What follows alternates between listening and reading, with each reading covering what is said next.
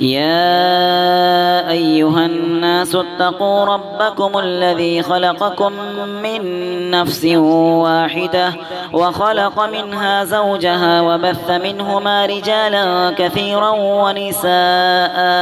واتقوا الله الذي تساءلون به والأرحام إن الله كان عليكم رقيبا وآتوا اليتامى أموالهم ولا تتبدلوا الخبيث بالطيب ولا تأكلوا أموالهم إلى أموالكم إنه كان حوبا كبيرا وإن خفتم ألا تقسطوا في اليتامى فانكحوا ما طاب لكم من النساء مثنى وثلاث ورباع فإن خفتم ألا تعدلوا فواحدة أو ما ملكت أيمانكم ذلك أدنى ألا تعولوا وآتوا النساء صدقاتهن نحلة فإن طبن لكم عن شيء منه نفسا فكلوه هنيئا مريئا ولا تؤتوا السفهاء أموالكم التي جعل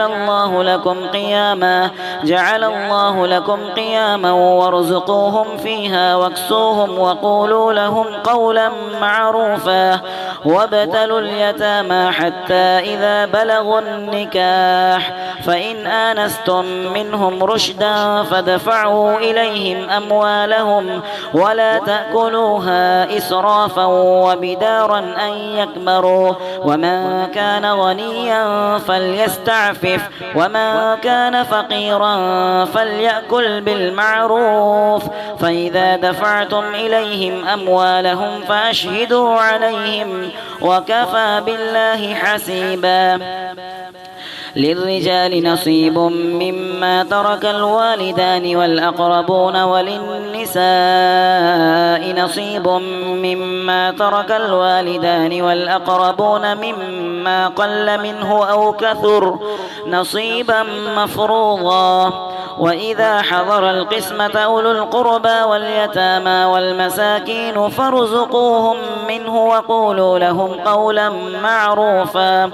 وليخشى الذين لو تركوا من خلفهم ذرية ضعافا خافوا عليهم فليتقوا الله وليقولوا قولا سديدا إن الذين يأكلون أموال اليتامى ظلما إنما يأكلون في بطونهم نارا وسيصلون سعيرا يوصيكم الله في أولادكم للذكر مثل حظ الأنثيين فإن كن نساء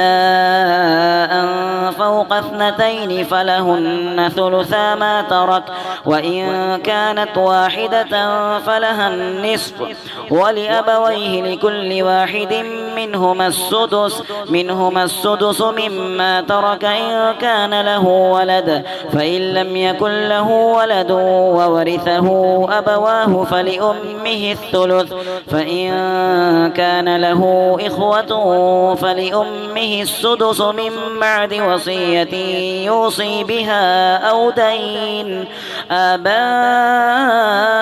وأبناؤكم لا تدرون أيهم أقرب لكم نفعا فريضة من الله إن الله كان عليما حكيما ولكم نصف ما ترك أزواجكم إن لم يكن لهن ولد فإن كان لهن ولد فلكم الربع مما تركن من بعد وصية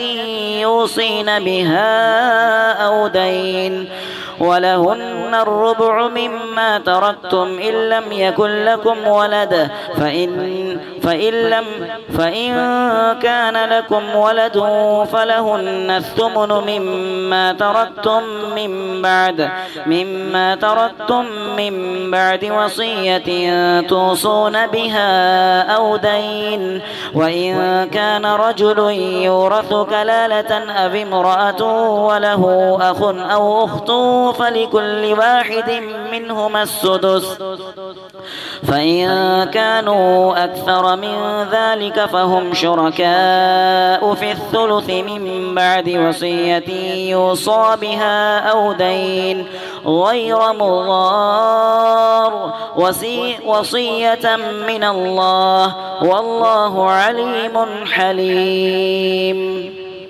تلك حدود الله ومن يطع الله ورسوله يدخله جنات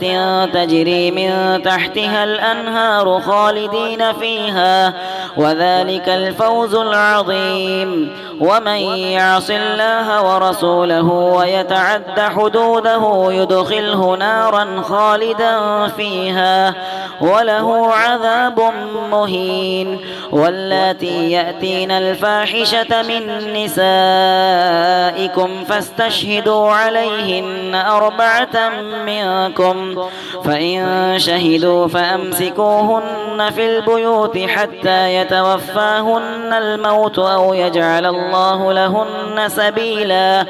واللذان يأتيانها منكم فآذوهما فإن تابا وأصلحا فأعرضوا عنهما إن الله كان توابا رحيما. إنما التوبة على الله للذين يعملون السوء بجهالة ثم يتوبون من قريب فأولئك يتوب الله عليهم وكان الله عليما حكيما. وليست التوبة للذين يعملون السيئات حتى إذا حضر أحدهم الموت قال إني تبت الآن ولا الذين يموتون وهم كفار أولئك أعتدنا لهم عذابا أليما.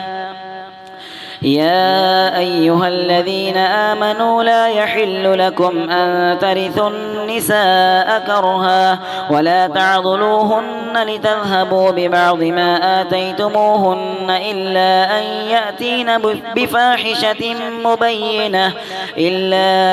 يأتين بفاحشة مبينة وعاشروهن بالمعروف فإن كرهتموهن فعسى